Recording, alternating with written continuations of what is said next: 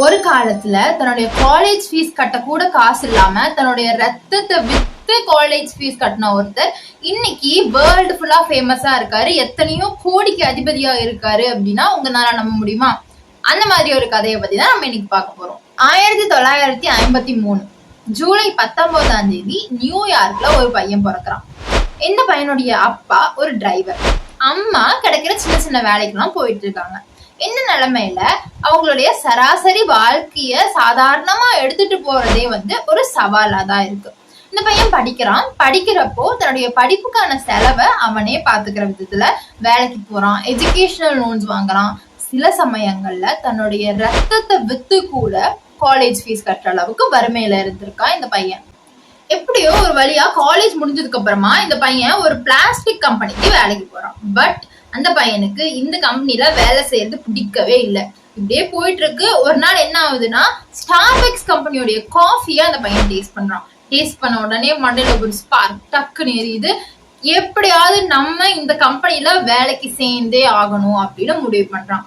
But அந்த கம்பெனியோட owners இவருக்கு வேலை தரவே இல்லை. கிட்டத்தட்ட ஒரு வருஷம் கெஞ்சி போராடி அதுக்கப்புறம் எப்படியோ வேலையை வாங்கிடுறாரு. நிறைய கம்பெனிஸ் போய் பாக்குறாரு, நிறைய விதமான காஃபிஸ் டேஸ்ட் பண்றாரு. அந்த ஐடியாஸ் எல்லாம் இந்த கம்பெனில இம்ப்ளிமெண்ட் பண்றாரு. கம்பெனி வேற லெவல்ல போகுது, பிசினஸ் செம்மையா நடக்குது. 1985 இட்டாலியன் கேஃபேக்கு இவர் போறாரு. அங்க அவங்க ஃபாலோ பண்ற ஐடியா ரொம்பவே யூனிக்காவும் டிஃப்ரெண்டாவும் இருக்கு.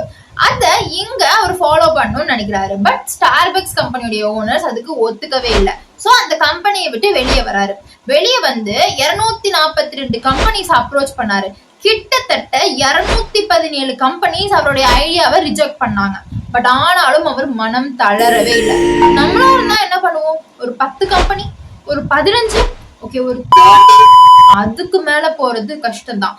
பட் இவரு 217 பேர் ரிஜெக்ட் பண்ணதுக்கு அப்புறமும் மனம் தளராம அவருடைய ஐடியாவை நிறைய பேர்த்துக்கிட்ட ஷேர் பண்ணிக்கிட்டே இருந்திருக்காரு. எப்பயாவது ஒரு நாள் அவருக்கான சொல்யூஷன் கிடைக்கும் அப்படின்னு.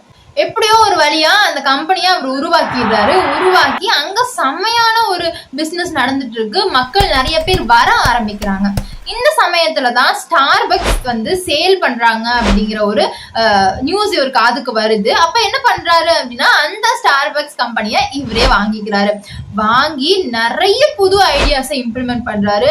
புது புது இனோவேஷன்ஸை கொண்டு வந்துகிட்டே இருக்காரு. அங்க வர மக்கள் எல்லாரும் ரொம்ப கம்ஃபர்டபுளா ஃபீல் பண்ணணும், சோஷியலைஸ் ஆகணும். இந்த மாதிரி மக்களை கம்ஃபர்டபுள் பண்றதுக்கு என்னென்ன பண்ணலாம் அப்படிங்கிற மாதிரி நிறைய விஷயங்களை யோசிச்சு புதுசா இம்ப்ளிமெண்ட் பண்ணிக்கிட்டே இருக்காரு. எப்பெல்லாம் இந்த கம்பெனில டவுன்ஃபால் ஆகுதோ அப்பெல்லாம் தயக்கமே காட்டாம புது புது இனோவேஷன்ஸை உருவாக்கி கம்பெனிய பெரிய லெவலுக்கு கொண்டு வந்திருக்காரு. இன்னைக்கு வேர்ல்டு முழுக்க கிட்டத்தட்ட 38,000க்கும் மேல ஸ்டார்பக்ஸ் கம்பெனி இருக்கு. இந்த ஸ்டார்பக்ஸை பத்தி தெரியாதவங்க இருக்கவே முடியாது. கோடிக்கணக்கான சொத்துக்கு அதிபதியா மட்டும் இல்லாம நிறைய கம்பெனிஸையும் உருவாக்கி நிறைய வேலை வாய்ப்புகளையும் உருவாக்கி இருக்காரு. இவருக்கு வேலை இல்லாத ஒரு சமயம் போய் இன்னைக்கு இவரு நிறைய வேலை வாய்ப்புகளை உருவாக்கி இருக்காரு அப்படின்னா கண்டிப்பா அது அவருடைய ஹார்ட் ஒர்க்னாலையும் இன்னோவேட்டிவ் ஐடியாஸ்னாலையும் மட்டும்தான். சோ இதுல இருந்தே தெரிஞ்சிருக்கும் நான் யார பத்தி சொல்றேன் அப்படின்ட்டு. ஹூவர்ட்ஸ், ஸ்டார்பக்ஸ் கம்பெனியோடைய சிஇஓ.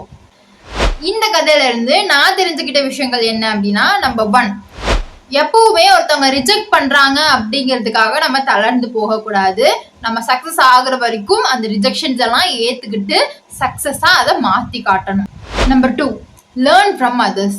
அடுத்தவங்க அது பண்றாங்க, இது பண்றாங்க, இப்படி இருக்காங்க, அப்படி இருக்காங்கன்னு பொறாமப்படுறதை விட்டுட்டு அவங்க எப்படி அந்த லெவலுக்கு வந்தாங்க, என்ன பண்றாங்க அப்படிங்கறத நோட் பண்ணி நம்ம அதை ஃபாலோ பண்ணோம் அப்படின்னா கண்டிப்பா நம்மளாலையும் சக்சஸ் ஆக முடியும். சோ இந்த உழைப்பாளர் தினத்தன்னைக்கு இவரை பத்தி உங்க எல்லாத்துக்கிட்டையும் சொன்னதுல I am so happy. So இனிய உழைப்பாளர் தின வாழ்த்துக்கள். Keep working until you get it. Bye. இந்த வீடியோ உங்களுக்கு பிடிச்சிருந்தா சப்ஸ்கிரைப் பண்ணுங்க, லைக் பண்ணுங்க. ஆல்சோ நீங்க எந்த விஷயத்துக்காக ஒர்க் பண்ணிட்டு இருக்கீங்க அப்படிங்கறத கமெண்ட் பண்ணுங்க.